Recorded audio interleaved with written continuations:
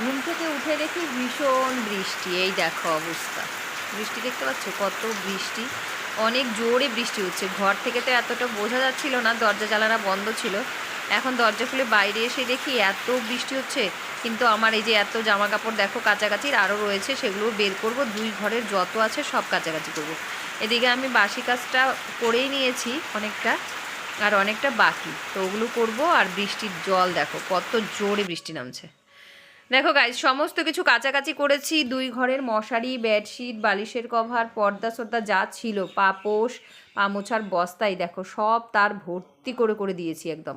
সব কিছু কেচেছি, কেচে নিয়ে এখন একবারে স্নান ধান করে এসছি, এখন শুধু পুজো দেওয়াটা বাকি। তো এই যে দেখো এদিকে পা মোছার বস্তাগুলোও ছাড়িনি, এগুলোও ধুয়েছি, ঝাড়ু ঝাঁটা যা ছিল সমস্ত কিছু ধুয়ে সারা বাড়ি দিয়ে মেলে দিয়েছি। এখন কিন্তু বৃষ্টিটা এতটা নেই, কিন্তু আকাশটা ভীষণ মেঘলা করে আছে দেখো, ঝিরিঝিরি ঝিরিঝিরি এক দুই ফুটো পড়ছেও, আর আকাশটা মেঘলা, এতটা বৃষ্টি নেই, তাও মেললাম। কারণ যখন রোদ উঠবে তখন শুকোবে, আর যদি রোদ না ওঠে কিচ্ছু করার নেই, আমাকে কাচতেই হতো, সময় পাচ্ছিলাম না কাচার জন্য, সেই জন্য কেচে দিলাম সমস্ত কিছুটা। এখন ঘরে যাব, গরম গরম এক কাপ চা করব, চা খাবো। না, আগে পুজো দেবো, সরি ভুলে গেছে, আগে পুজো দিব, পুজো দিয়ে তারপর চা করব, চা করে চা খাবো। তো আগে চলো পুজোটা দিয়ে নিই, দিয়ে তারপর চা খাবো। আর সারা বাড়িতে এত কিছু মেলেছি, আমার শাশুড়ি মা চিল্লাচিল্লি করছে বুঝছো, বকাবকি করছে আমাকে, যে এত কিছু কেচেছিস বৃষ্টির দিন, দেখে শুনে কাচতে হয়, বৃষ্টি কেন কাচলি, যেদিন কাচবি একবারই কাচবি, একটা একটা করে কাচতে পারিস, এইসব কিছু বলছিল আর চিৎকার করছিল।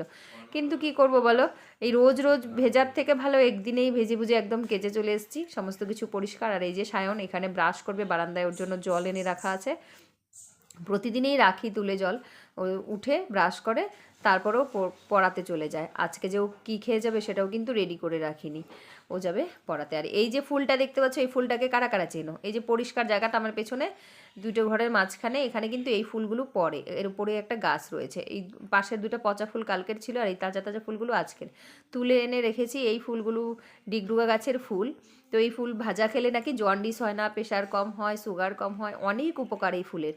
আর খেতে টেস্টে এত তেতো এত তেতো, আমি তো একদম পছন্দ করি না খেতে। আর আমি আগে জানতামও না বিয়ের আগে যে এসব খাওয়া যায়, এই বাড়িতে এসেই জানা।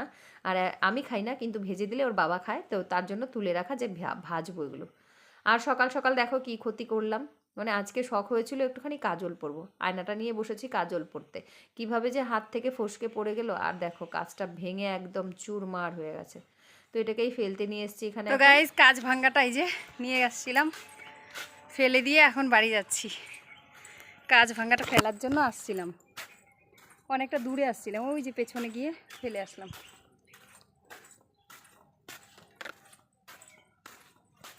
সকালবেলা উঠে হাত থেকে কাজটা ভাঙলো, জানি না দিনটা কেমন যাবে, কি হবে, তো ফেলে দিয়ে আসলাম। এখন যাই, আধা রান্না হয়েছে আর অর্ধেক রান্নাটা বাকি, এখন গিয়ে পুরো রান্নাটা হবে কমপ্লিট, তারপর তোমাদেরকে দেখাবো কী কী রান্না করেছি। চলো বাড়ি যাই। শাক হয়েছে, উচ্ছে ভাজা হয়েছে, সকালবেলার খাওয়া দাওয়া হলো, কালকের ডাল ছিল এই দিয়ে।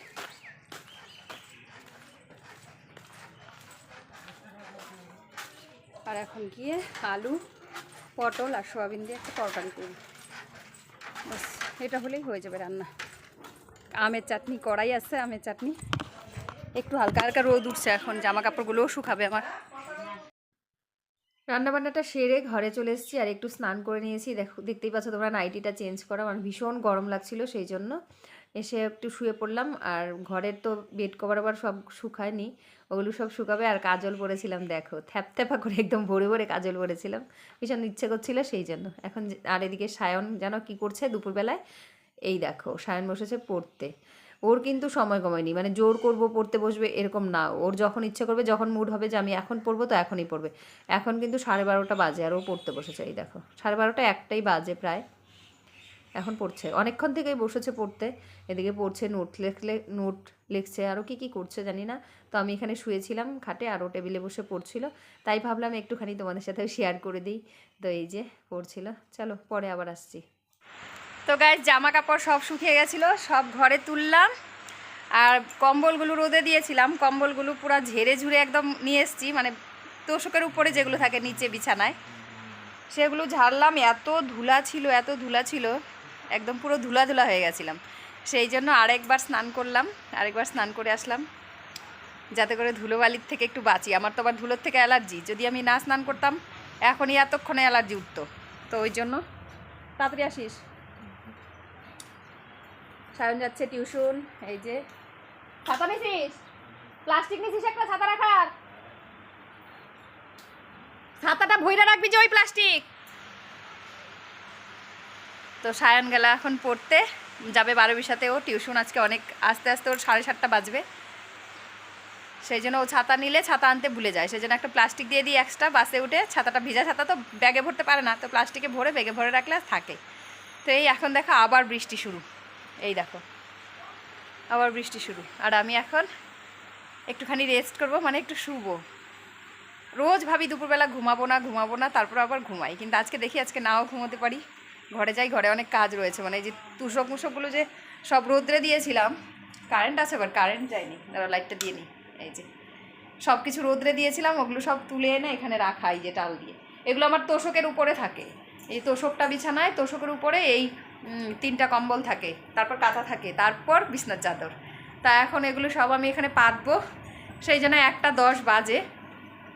ঘুম হবে না জানি, এগুলো পাততে পাততেই হয়ে যাবে। ফ্যানটা চালিয়ে রেখেছি যাতে করে চুলটা শুকিয়ে যায়।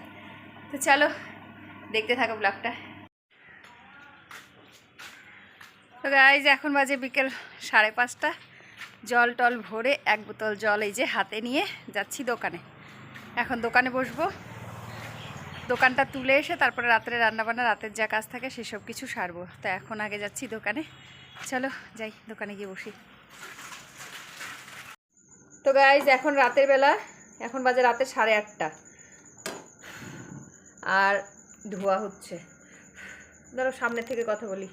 এখন বাজে রাতে 8:30, আমি দোকান তুলে ঘরে আসলাম এই মাত্র। এসে দেখি একজনের ভাত রয়েছে, যতটুকু ভাত রয়েছে একজনের হয়ে যাবে, মানে ওর বাবার হয়ে যাবে। তো ওর বাবা চাউমিন টাউমিন খায় না, এই দেখো আবার বৃষ্টি শুরু।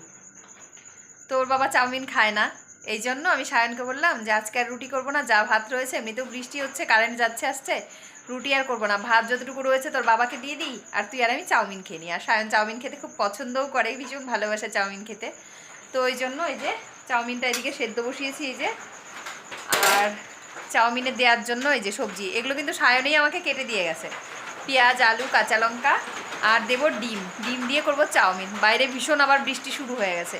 চলো চাউমিনটা ভেজে নিয়ে ঘরে যাই, গিয়ে তারপর তোমাদের সাথে আবার কথা হবে। তো গাইজ তোমাদেরকে বললাম যে চাউমিন বানাবো, রাতেবেলা চাউমিন খাবো আর ভাত খাবো না। চাউমিন বানিয়ে নিয়ে এসেছিলাম ঘরে, আর চাউমিন খেয়ে সায়নের পেট ভরে নেই। আমার হয়ে গেছিলো চাউমিনেই, কিন্তু ওর হয় নাই। তারপর আবার গিয়ে ভাত বসালাম, বললো যে একটু ভাত খাবে। তারপর আবার ভাত, আতপ চাল ছিল, মানে ভোগ চাল ছিল, ভোগ চাল আর সেদ্ধ চাল মিলিয়ে গিয়ে বসিয়েছি, মানে যতটুকুন ভোগ চাল ছিল হবে না।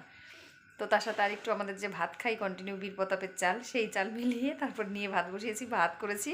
আর এখন আলু ভাজা দিয়ে তারপর খাচ্ছে, এই দেখো, দাঁড়াও দেখাচ্ছি। এই দেখো এখন ভাত, ডিম আলুর ভুজিয়া দিয়ে গরম গরম ফেনা ভাত এখন খাচ্ছে।